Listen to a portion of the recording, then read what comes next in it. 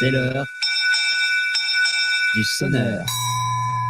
Vous savez, aujourd'hui, il y a des migrants illégaux, des migrants climatiques, des migrants par opportunité économique. Ils sont venus de manière donc illégale sur un territoire, sur notre territoire, et ils seront désormais, malgré tout, même légalisés s'ils travaillent dans les métiers en tension. C'est notamment l'objectif de la loi immigration. Et pourtant, il y a également des demandeurs d'asile, eux, pour qui asile signifie vraiment quelque chose. C'est le cas d'une famille iranienne qui est convertie au christianisme et qui risque la mort dans son pays d'origine.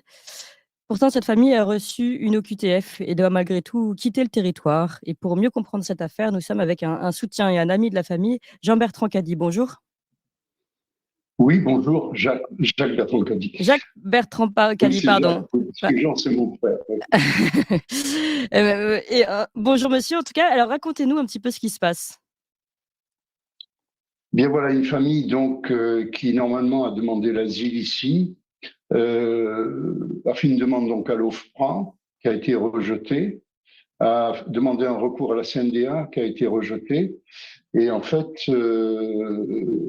si vous voulez, sa conversion religieuse et sa condamnation à mort qui en résulte n'ont pas été établies par l'OFPRA et la CNDA. Voilà. Donc, mais pourquoi d'abord? Alors, quand sont-ils arrivés? Comment? Par quels moyens? Il s'est converti en France, c'est ça? Non, non, non. Il s'est converti dans son pays d'origine. C'est justement la raison de sa fuite pays d'origine. Ils sont allés en Turquie. Oui. Et puis de là, on suivi le chemin habituel en passant par la Bosnie et d'autres pays, en voyageant avec un enfant en bas âge, puisque leur premier enfant venait de naître, dans des compartiments à bagages d'autobus, dans des camions, etc. Ils sont arrivés en Croatie, et de là, de Croatie en Italie, ils ont marché, tout simplement, et ils sont arrivés à la frontière française parce qu'ils avaient une connaissance ici qu'ils pensaient pouvoir les aider. Et donc, ils arrivent en France et l'OFPRA n'arrive pas, enfin ne prend pas en compte le fait qu'ils soient en danger de mort dans leur pays d'origine. Cette condamnation de cette peine de mort, elle a été officialisée là-bas ou comment dire, on considère qu'ils sont en danger de mort s'ils sont sur place? C'est tout le problème. En fait, il a basé son affirmation sur le rapport d'un cabinet d'avocats qui a bien voulu lui faire ça, mais il ne peut pas lui-même aller chercher les documents, si vous voulez, qui puissent prouver sa condamnation. Mais sa condamnation était établie, c'est une condamnation par contumace, puisqu'il a d'abord eu affaire à la police religieuse qui a établi l'apostasie, et c'est de là qu'il a fui. Il sait très bien quelles sont les conséquences d'une apostasie là-bas dans ce pays. Bien sûr. D'accord. Donc, ce qui est étonnant aujourd'hui, c'est qu'on a du mal à comprendre pourquoi la France, franchement aujourd'hui plus que terre d'asile, terre de migration, n'arrive pas à prendre en compte la vie d'une famille qui est-elle véritablement aujourd'hui en danger de mort dans son pays? Exactement. Et, et d'autant plus que l'OQTF ne porte que sur le père. La famille devrait rester ici, ce qui paraît assez, je dirais, ridicule. Hein. On renverrait le père donc à sa condamnation en Iran et on laisserait la famille ici. Oui. Parce ils ont eu un deuxième enfant ensuite ici, donc ils ont deux enfants, un de 6 ans et l'autre de 4 ans, qui sont scolarisés, qui parlent le français, eux-mêmes parlent le français, ils suivent des cours à l'université grâce à une aide que nous leur fournissons et ils sont parfaitement intégrés. Oui. Et vous, justement, vous les connaissez comment? Moi, je les connais justement ils sont venus à notre église. C'est comme ça que je les ai connus et que je les ai accompagnés parce que j'aide une petite association qui est associée à cette église qui s'appelle Mission Plus et qui aide ces gens-là. Je les aide matériellement. D'accord. Et donc là, on sent de l'émotion aussi chez vous parce que finalement, vous avez peur vous aussi en fait pour cette famille?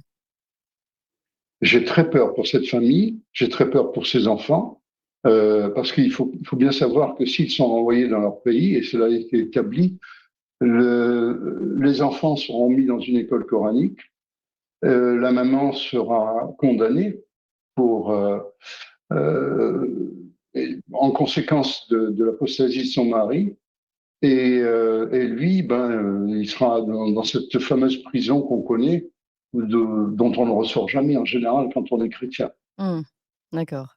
Donc on a de quoi être très, très inquiet. Aujourd'hui, vous avez essayé de mobiliser peut-être, je ne sais pas, des députés, des politiques, sur ce sujet? On connaît des Bon, la politiques qui ont presse, l'habitude de se mobiliser très vite pour la cause des migrants. Est-ce que cette cause-là, vous arrivez à la faire sonner? la presse en a parlé. Nous avons reçu quelques réponses timides, mais aucune réponse, je dirais, suivie des faits. Nous avons fait appel au préfet ici, et la réponse a été l'OQTF, pour le père seulement. D'accord. Aujourd'hui, quel est votre espoir, finalement? À quoi vous vous accrochez? Cet OQTF, il est prévu pour quand? Alors l'espoir, c'est le recours au tribunal administratif que nous avons établi et pour lequel nous n'avons pas encore de réponse. Non, ce sera, je ne sais pas, une instance européenne peut-être, je ne sais pas, ça dépend de leur avocat qui les aide, et bénévolement, je tiens à le signaler. Oui. Et voilà, donc si vous voulez, on se trouve un petit peu dans la crainte que cet OQTF soit exécuté. Mais est-ce que vous comprenez pourquoi, alors qu'on parle aujourd'hui beaucoup de migration illégale, qu'on va rendre légale, qu'on parle de terre d'accueil, etc., que là, quand il s'agit réellement d'un asile, dans le premier sens du terme, c'est-à-dire que ces personnes sont en danger de mort chez elles, plus pour cette convertie à la foi chrétienne, chrétienne qui est quand même le bassin, le terreau de la France. Est-ce que vous comprenez qu'on ne soit pas capable aujourd'hui, enfin, qu'il y ait un poids deux mesures finalement? Oui, je reprends un peu votre expression, il y a deux poids, deux mesures, effectivement. Nous acceptons ici beaucoup de gens qui demandent l'asile et qui appartiennent à d'autres religions. Et là, il semble qu'il y ait un blocage parce qu'il met en avant le fait de s'être converti au christianisme, dont on sait, on connaît les conséquences. Et je vois pas pourquoi on ignorerait le fait que des gens établis ayant une profession là-bas, puisque les deux sont infirmiers, ils travaillent dans les hôpitaux, quitteraient leur fonction, un certain bien-être, disons, pour prendre tous ces risques. Oui. Hein, voilà. Je pense que si ce pays avait vécu dans la paix, une certaine paix religieuse, ces gens auraient vécu leur foi là-bas, sur place, sans problème. D'accord. Donc aujourd'hui, votre appel, puisqu'on est là pour sonner le tocsin, c'est le nom de notre émission. Votre appel peut-être, c'est de faire parler de cette affaire le plus possible, de faire en sorte que on ne puisse pas laisser des personnes en véritable danger de mort pour leur conversion à la foi chrétienne, au christianisme, qu'on ne puisse pas les laisser repartir dans un pays où ils risquent de terminer dans une prison à vie et maltraités. Tout à fait, tout à fait. D'autant plus que lorsque l'OFPRA et la CNDA ont pris leur décision, c'était avant tous ces événements qu'on a connus en Iran. Or maintenant, on a la preuve et des traitements que subissent les gens qui sont en état d'apostasie.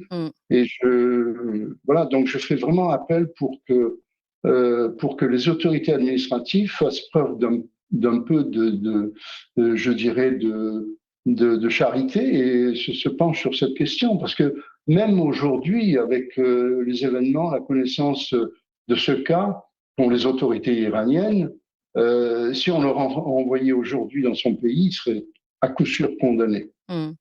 Oui, et vous qui le connaissez, en plus, vous dites que c'est quelqu'un qui, en France, est très intégré et fait partie justement de ces personnes qui Tout à fait, veulent. il a beaucoup d'amis ici.